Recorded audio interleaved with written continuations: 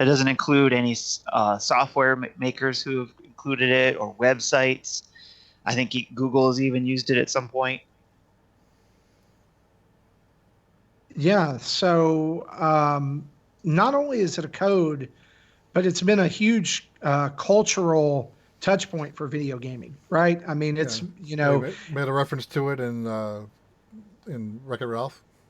yeah, Yes. I mean, almost every, I would say almost everybody, but I think there's a certain generation of gamers that when you say Konami code, or even just when they see those directions Yeah. in a line, like in the image that's been shared around the internet this week, uh, they immediately are transported somewhere, right? There's Yeah. immediately a nostalgic reaction. People get it tattooed on. That is more prolific than that code. Right. Do you know what I mean? Like it was everyone knew the code, right? And whether you knew it to be the Konami code or it was just the you called it like the up down code, like whatever it was, like you knew. And it's one of those those codes that has kind of transcended, right? I mean, back in the early years of the NES and the SNES, those were common things, like at load screens do this, hold the Z button or X button and hit the select button 3 times and something will happen, right? That was Those my were favorite relatively, part of magazines is like yeah. the trick sections. Well, you know why those are in there in the first place, right? Mm.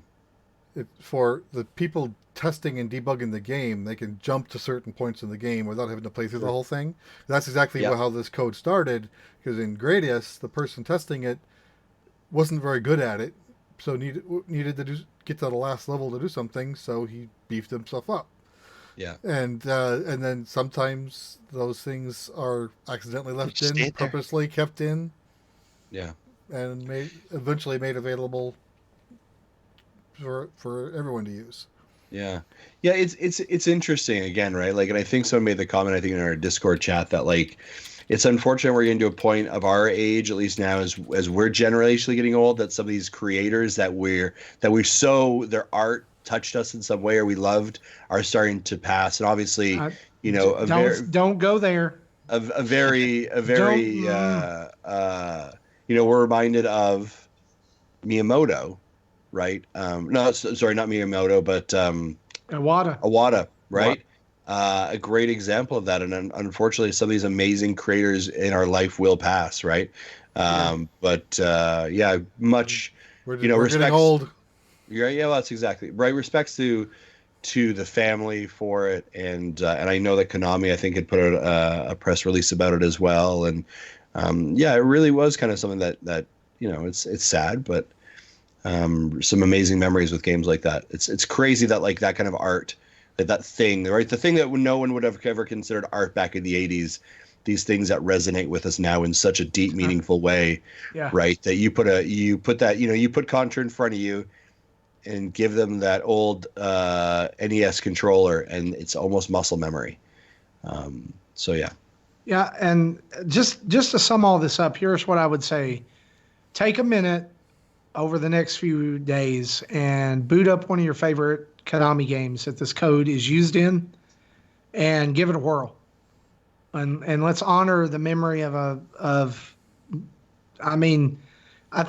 even saying he's an icon is kind of weird, but when you think about the impact that code had as video games has evolved, or video gaming has evolved, and as it's come, like you said, Justin, into more of an art form, something that was so innocuous back then has become a huge thing. And I think all of us have this desire to be remembered for something, right? To make an impact or to do something meaningful with our life. And for this man, if it's the code, if the Konami code is the contribution, then let's go play a game where it works, or let's buy a Konami game. Hey, go buy the Contra collection.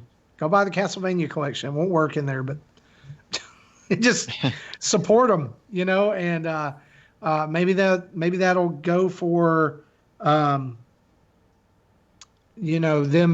continuing to develop games and add to that and bring those collections back, or even make new games in the same vein.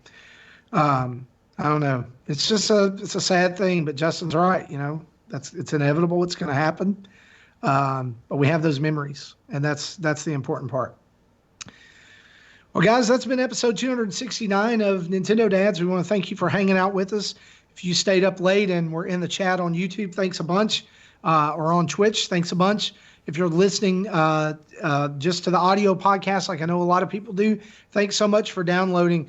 And we want to ask you, if you haven't yet, go over to your favorite podcast service and like or subscribe. Give us a 5-star review. Give us a favorable review and write something. Let us know what we can do better. Let us know what you love about the show. But those written reviews and those stars, they help simply by searching Nintendo or Nintendo Podcast on their favorite podcast app of choice. And so your reviews help people find us. We want to say a huge thanks to our Patreon producers, Chris Mears, Dave Ernsberger, Sean Abbott, and Antonio Contronio. And we have our website now, guys, nintendodads.org. Head on over there for all of our videos, tweets, podcast episodes, merch, social media, link to our Patreon page, all kinds of stuff over there. And you can find us on the socials at most places. Just type in Nintendo Dads, and if we're on there, boom, pop right up. You can email us at nintendodads@gmail.com or send us in a voicemail at 929-25-NDADS. That's 929-256-3237. We want to say a big thanks to OC Remix for the music that was used throughout the show, and a big thanks to you for listening. Thanks for hanging out with us one more time. Guys, this has been episode 269 for me, for Jesse, for Justin, for Tim. We thank you for listening again. Bye-bye.